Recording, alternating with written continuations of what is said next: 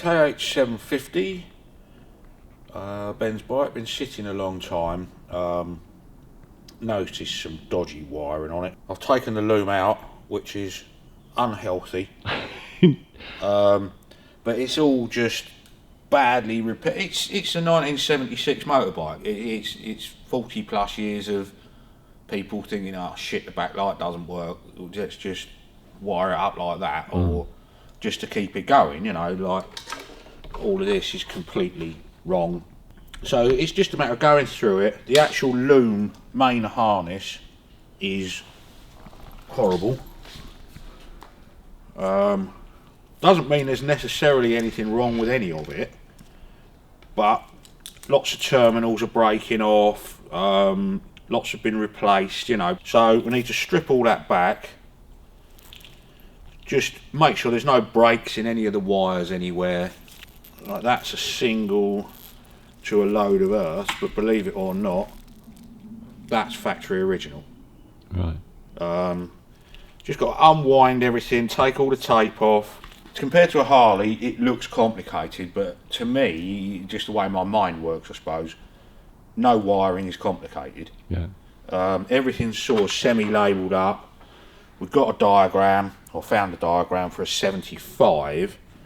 Now 76, 74 and 76 didn't have this setup. It's a different kind of setup. So I'm guessing this was probably built in 75, sold in 76. So this is the 1 year I found it only with this setup. I could be completely wrong, but it's the only diagram I found. Yeah. So you've got basically 3 different ignition systems for your 3 pistons. So that's fairly easy to work out. That's 3 in from your contactors in there, which come out here.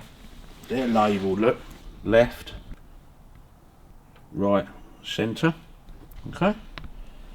So those 3 wires there go into those 3 wires there. You trace your wires back underneath, and you've got left, centre, right. Okay. Yeah. So your 3 out are your 3 reds. They come along your loom, feed the coils. As long as you know which one is which when you wire it through, that's fine. Basically the whole wiring on a motorbike, you can break it down into bits, yeah? That bundle there, which is completely non-original, feeds your rear lamp and your rear indicators, yeah? Yeah. Again, completely wrong, but easy to rectify because the plug should be here, not down here. So they've cut the main loom somewhere in that lot, put different plugs on it. Why wouldn't you just strip all the wiring out and buy a new wiring loom and start again? You can do, but the chances, they made so many different models of these, Yeah. the chances of getting one that's got everything on it that this needs, you don't know. You just, it's a minefield, literally. So what I do is I'll strip all of that off, not wire by wire as such, but I know I've got a rear lighting circuit, which is, see, that's the original wiring. So if you did that, you got so you'll see where everything's broken, look. So you've got to trim everything back. That's black and yellow. That's a red and white probably for the rear light, and a blue for the brake lamp, I think, or the other way around. So where those plugs have been changed, look, black and yellow, red and white, blue and red. So that'll be those, and that one there and that one there will be the rear indicators, left and right. So that, basically on that loom, wherever it goes here, that should have been extended and had the plugs up here. So all we do is just split those down, extend the wires, trim that back, put the plugs where they should be. So strip all of that out. That's your 3 wires for the coils, they go to there. But all of this, so you don't know if any wires are broken underneath or anything, yeah? Mm-hmm. So just take them out, put it back in wire by wire. You can shorten them, lengthen them, make them exactly how you want them. I mean, like things like that, it's just horrible, you know? And you get it all neat and tidy where you want it. And your main wiring on all of these comes up, goes into the headlamp bucket, yeah? So behind the headlamp, basically all of those go in behind the headlamp. Yeah. which by the time you've stripped it, got them all straight, cleaned out how it should look, you can make it all look a lot neater and tidier. So on this end you've got, as I said, the rear braking light system set up, yeah? You will have a flasher unit. You'd have obviously your battery terminal wires. Then you'll have, I think that's neutral light. That's the 3 to the coil. That's be another earth. You just pick them all up wherever they should go, and then they all plug into that lot and that lot. So you just want to make it neat and tidy, you know. So if someone's bought a bike and it needs the wiring needs looking at, Yeah. what's the best approach for it? I mean, obviously, If you want it to look halfway sensible, yeah, take the lot out and start again, because you don't know what people have done over the years. All of this where there's tape all over it that's wrong, yeah. Somebody might have spliced a wire in there, yeah, added another wire. I mean, this had earth wires all around the outside. I mean, what that is all about, I've got no idea. What it is, I think, over the years, to get over things, oh shit, I've got to go to work tomorrow. yeah, You just bung a bit of wire on it to make it work, and then how it works, we won't bother doing it properly. yeah. So it just gets left alone, you know. All of that lot was bare on the frame there, which is probably why wires get chafed through, you know. Some of the plugs, when I pulled them apart, I just pulled off the ends because they're so old and worn out, you know.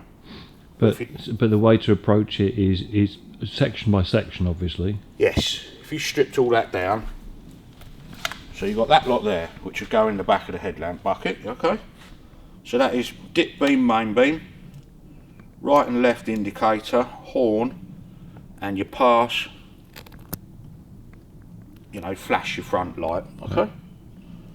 So you work out in your wiring diagram like that one, look, I pulled the end off of it because it hasn't been done properly, blah blah blah blah blah, and all these ones with the brass on are probably original.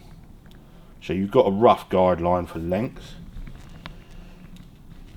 That comes out your cluster, and that comes out your cluster. So we'll have to take the cluster off and just have a look inside, because you'll have backlights on it, you know, if you're riding at night, illumination on your dash panel, turn signal warning light, main beam warning light, neutral warning light. You've got the wires, I don't know if it's mechanical, no, it's electronic rev counter. No, it's not. No, it's mechanical, they're both mechanical. You've got to work out what all the bulbs do, yeah? Yeah. Make sure you know, trace each of these wires, which one, but in theory it should all be on your wiring diagram, yeah?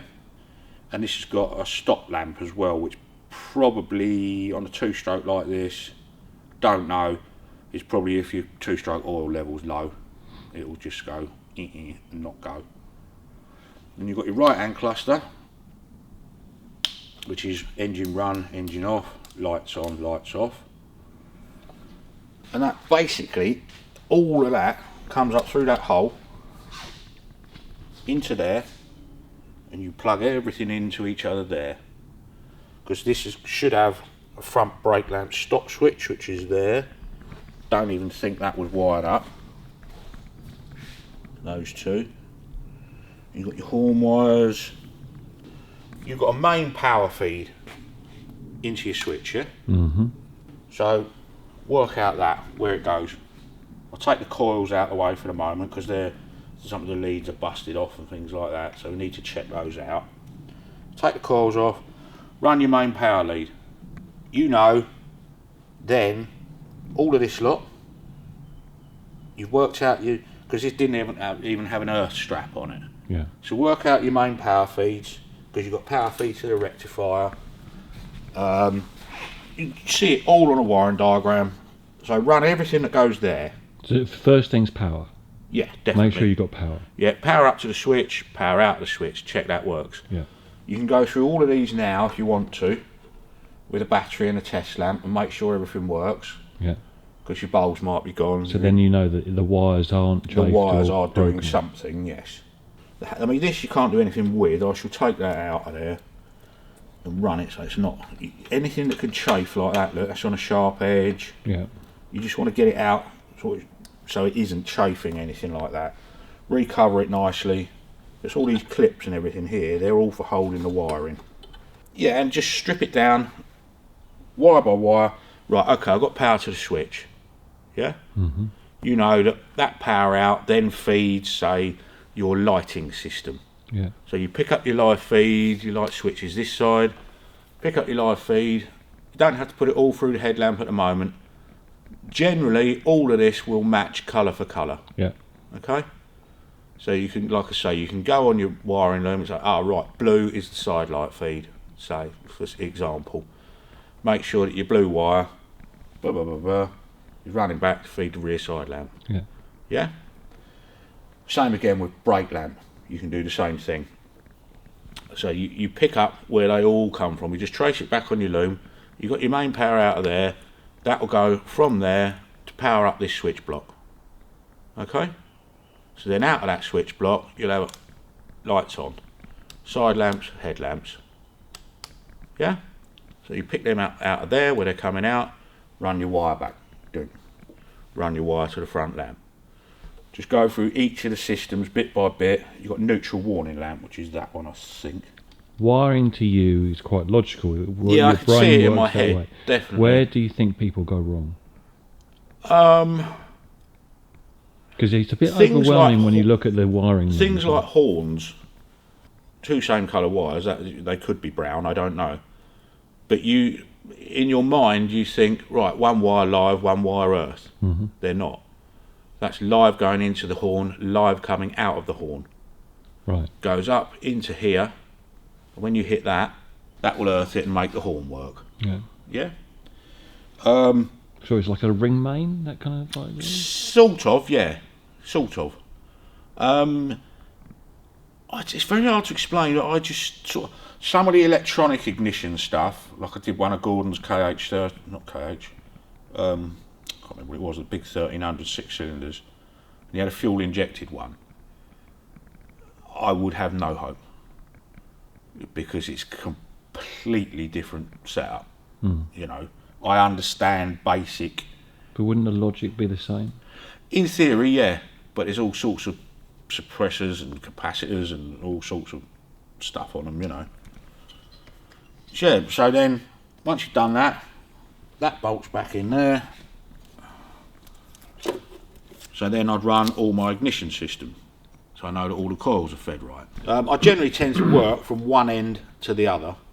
I'd work probably on this, because you on your loom, look, there is a point there, central point, that's got to feed all of your coils and bits and pieces, yeah? So you want that there, okay? So that lot then feeds that lot and goes back to there when we've extended the wires. But all of this, I dread to think what's underneath half of this. So you just take it out, and you can just tape those to there. You know they've got enough length to plug everything in. Make sure you've got plenty of length there. All of this was just shoved in there. You just want to make it just neater and tidier, you know? Okay, so you can sheathe this with shrink wrap if you want to. But just make all of that, so untangle them, make sure it's all lined up nice and neat. See, that's been extended. Yeah. And gone down, so they put the flasher unit down here. Flasher unit should be here on one of those normally.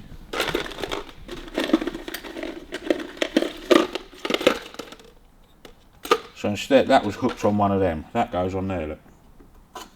That's your flasher unit. Just make things neat and tidy if you can. That was basically cable tied on there. That goes on there. It's just silly things like that. So that will be underneath there. You'll probably find that some of the wiring out of that clipped onto there, went up through there, something like that. So you've got your rubber clamp on there. I'm guessing that's what it's for. No, you've got one there and there. That was probably your toolkit in there, I'm not sure. Your battery goes in there.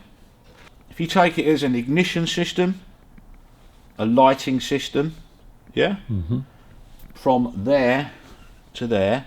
That's all of that wired up then. Okay?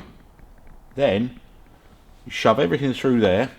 What I do is I will connect everything externally first of all. Yeah? And then anything that isn't colour matched, plug to plug, Yeah. I then label up. Then take the whole lot apart again, put it all back through there, and then connect it all up behind the headlamp bowl. And then as you're going, is get it all where I want it. Then I'll unplug all of the bits that you can blow up. Yeah. You know, like these, your igniters for the coils. Just unplug those while you're testing all your circuits through, because you don't want to fry them. You can test all your switches through, what's what. That'll give you power off on the ignition side of things, run off. And again, it's just going through it bit by bit, circuit by circuit. But if you look on the wiring diagram, look, so that's our block, look, with the 3. Yeah. Okay, so we know the brake lamp, look, black and yellow is earth, so you trace that back, that doubles down and goes to an earth in the generator, earth on the frame, earth up to the ignition switch, comes along, earth splits, there, so you just trace, they'll all be connected, all of that will be connected in there somewhere. Okay, now these are your joiners, see those? Yeah. So obviously the pointy bit is your male end, square end is your female end.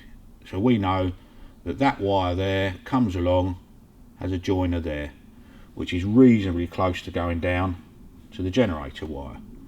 So you know which way round all the plugs go to make it look original, yeah? Yeah.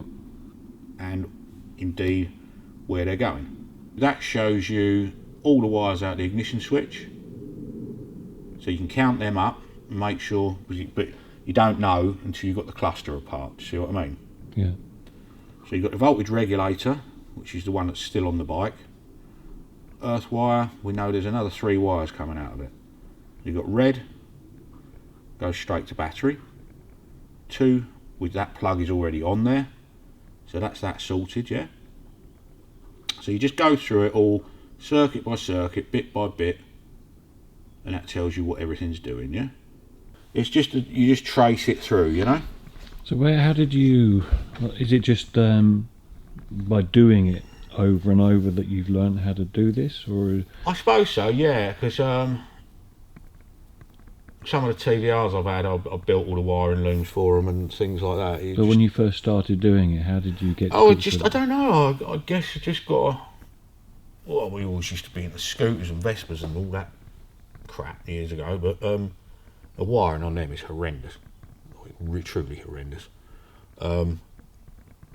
So just necessity, really. You just trace it through and find out what's going on with what. But obviously your brain works in that way, yeah. I can understand, like Robin sometimes he's getting a lot better at it, but sometimes he's like, I can't get my head around that at all. But it's just but all the cars we've done and everything else. Yeah, just years and years of doing it, I suppose. But to me, looking at that, it's a very logical thing. Yeah. But I can see how people would look at it and think, it's just a minefield. Yeah. It's like when they open up those BT boxes, the green boxes. Yeah. So what's the most complicated one you've attacked? Is it like the Lexus? Would you say that was? Yeah, wiring up the Lexus, because it's an electronic gearbox as well. That was all quite. I mean, there's a brilliant Australian website how to wire up a 1U ZFE V8 Lexus engine. Basically, they'll start on 6 wires, but then everything goes wrong until you've connected all the rest up that makes it work properly. I never got it right. So what I'll do is start stripping this down now. You want to get rid of any unnatural joins where they've just bodged it up. And don't use sticky tape. Get loom tape. So loom tape isn't like... It's not sticky. It's not like electrician's tape then? No. That's what you call the insulation tape is the sticky one, which is what this is. which is disgusting. That is loom tape. Sounds sticky, not sticky at all. Won't stick to anything, look. Yeah. So when you get a new, say you want to cover that nicely, so instead of that being stiff and sticky and horrible, look. Right, so where your tape's peeling off, Yeah. you want it coming off that way, yeah? Yeah. And start it with your thumb. It's very elasticy, you can pull it nice and tight. Hold that on there. And then you just keep rolling it round, keeping nice pressure on it.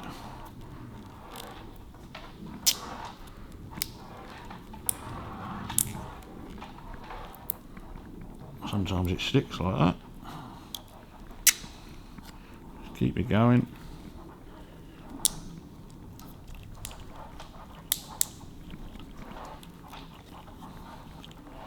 So that's nice and tight there. Yeah. Rip that off, finish it off with a bit of sticky tape, because that's what they did. But you can see the difference between that and that. Yeah? Yeah. Because it's flexible, Yeah. it'll move, bend round anything you want it to bend round. And if you have to do a splice off for wires, you can roll it round, come back the other way. It's just nice and neat thing to use, you know? Yeah. And then say that's all sticky and it's going to take you hours and hours, not hours and hours, but a long time to get it all apart. That loom tape, look, Yeah. it's not sticky, it just comes straight off. It's just so much easier to work with, you know? That's it. Is there anything wrong with using old wiring? No. As long as you put a continuity test down it with a tester. It doesn't sort of deteriorate over time and become brittle and... Oh yeah, it will do, some of it, yeah. The old 1940s stuff does, definitely. Because it's what it was like rubber coated and then the cloth weave over the top. Yeah. So the cloth weave gets brittle and then the rubber underneath it just basically dries out, and that's the end of that, really. Mm. Gordon's had a lot of those V12 Mercedes at the moment, and they made this, the covering, out of something that's biodegradable. Okay. So it just rotted away, Yeah. basically.